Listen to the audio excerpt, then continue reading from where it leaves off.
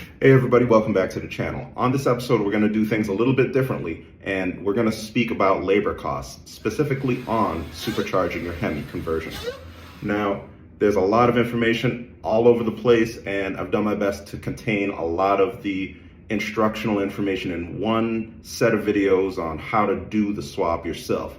Now, let's say you're too busy, you're on the road, and you want to get this done. You just want to pay somebody, make sure it's done, your vehicle is still safe, and you're not going to blow things up.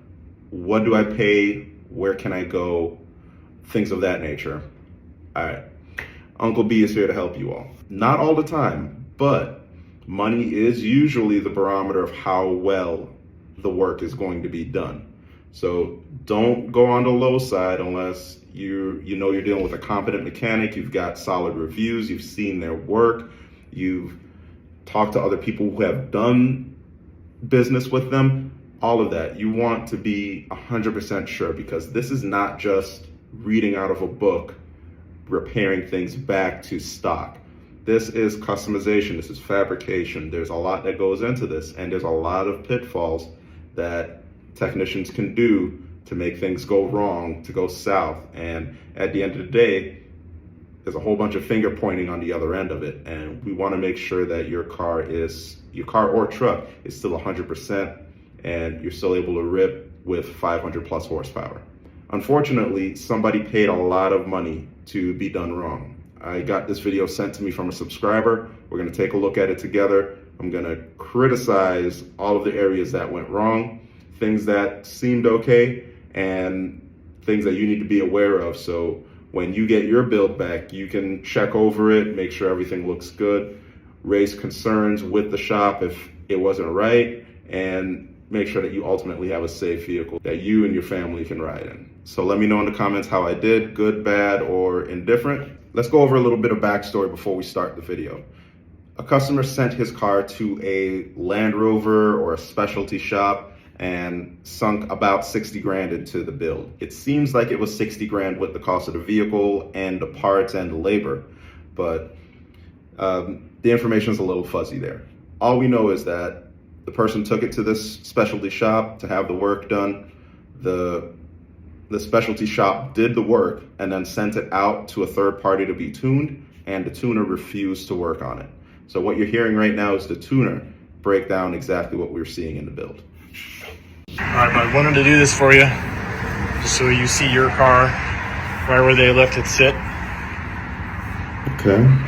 Obviously, I wasn't even told that it had a Hellcat blower on it, and I was like, okay, cool. Once I popped the hood, this is dead. I was gonna jump it, and then I noticed, you know, the wiring here to the very subpar coolant pump for the blower. Okay, first off, that's no good. You should not have exposed connections and the fuse box cover not being there. That's no bueno.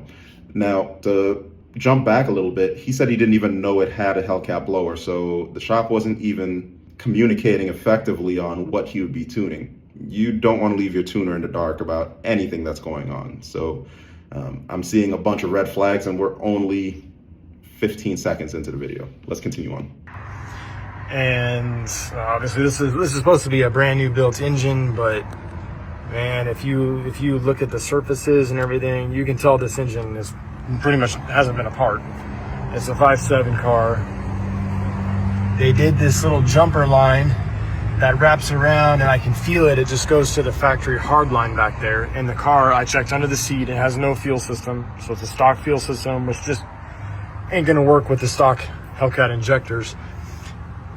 Okay, so let's talk about that a little bit more.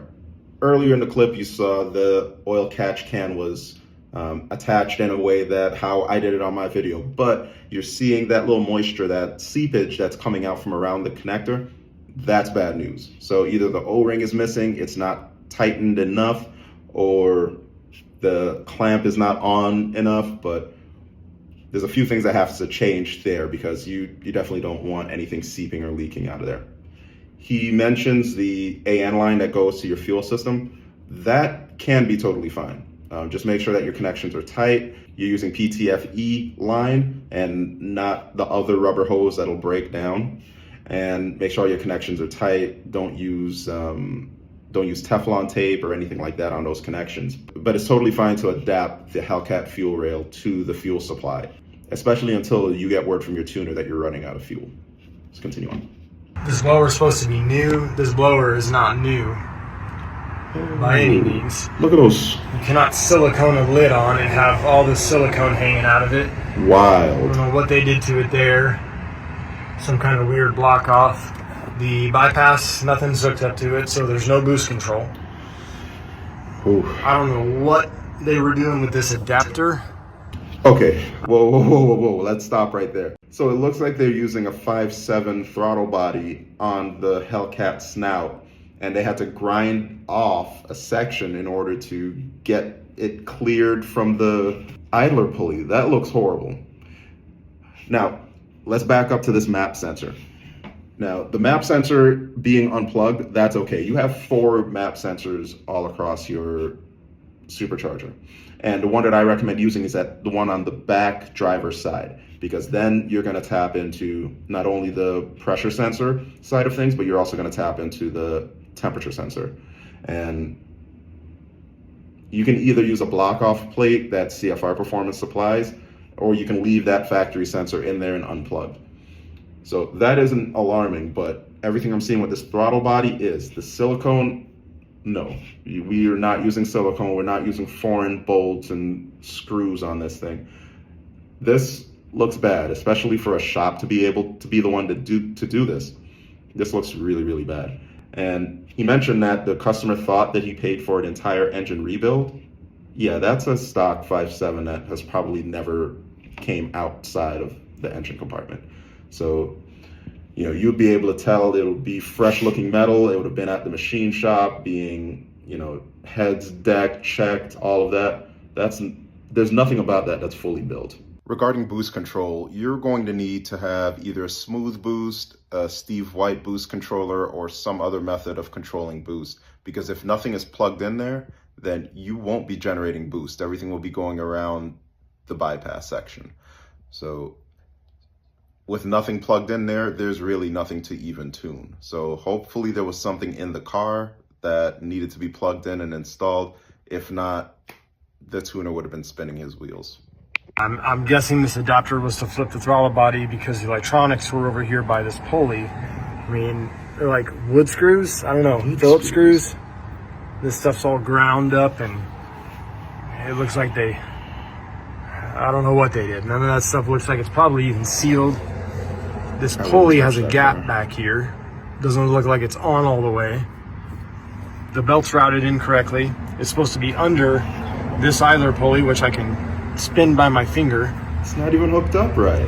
That's supposed to go under that. That way it grabs the water pump a lot more. So the water pump is barely wrapped. It's horrible.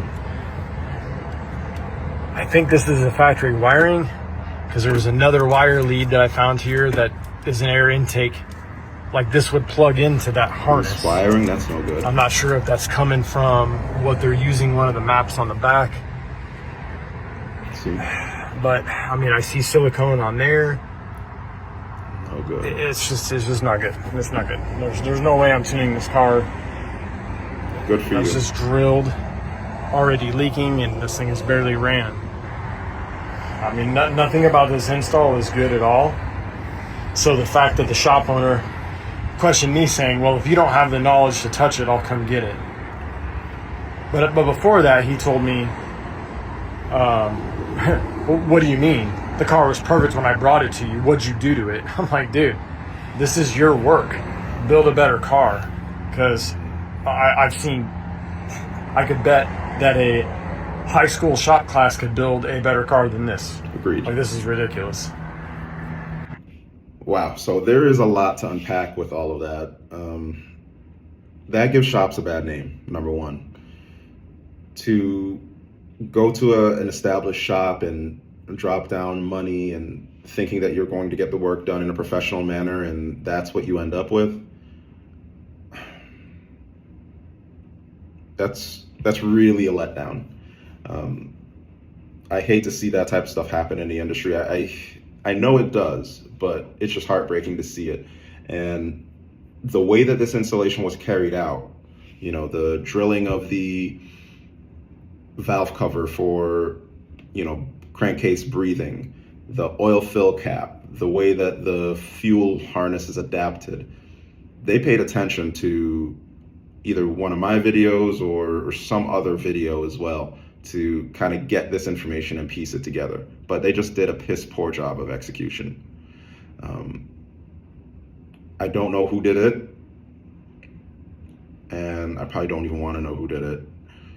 But if somebody knows, feel free to put them on blast so that nobody else has to go through what this owner is going through. And if the owner's watching this video, let me know, reach out, and let's talk about some advice that I can give you on how to make this right, because there's so much wrong with this setup. This is wild. And we haven't even gotten into how it's running. So just looking at it gives me a headache. I can't even imagine having to work on it. That's why this tuner clearly wanted to give the car back and leave his name completely out of this.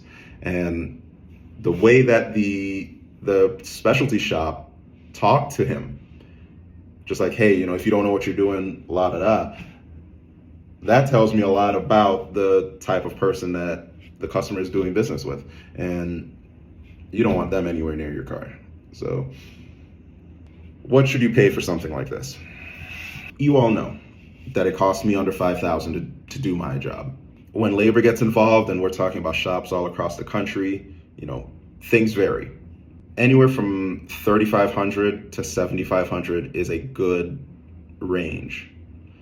And that takes care of people who are knowledgeable but don't have a brick and mortar shop, and that covers shops that have a bunch of overhead and techs that do this type of work day in and day out. I don't think this job is just for a regular mechanic. When we're looking at regular mechanics versus fabricators, it's two different lanes.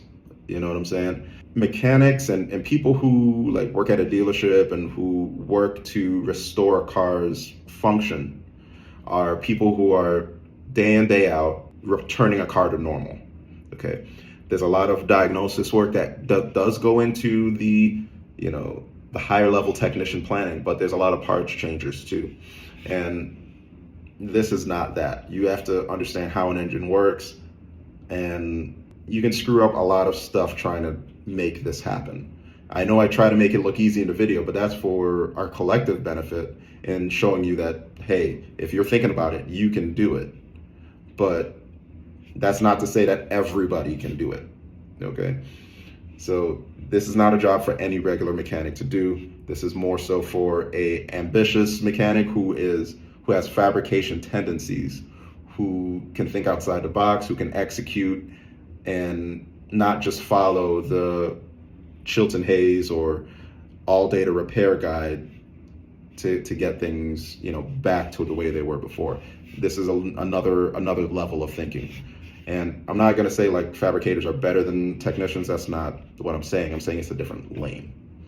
So keep that in mind. You can't go to your regular mechanic and ask them to do this. They may not even want to do it, to be honest with you, because they have mastered how to change and diagnose parts that are on a vehicle that are supposed to be on that vehicle.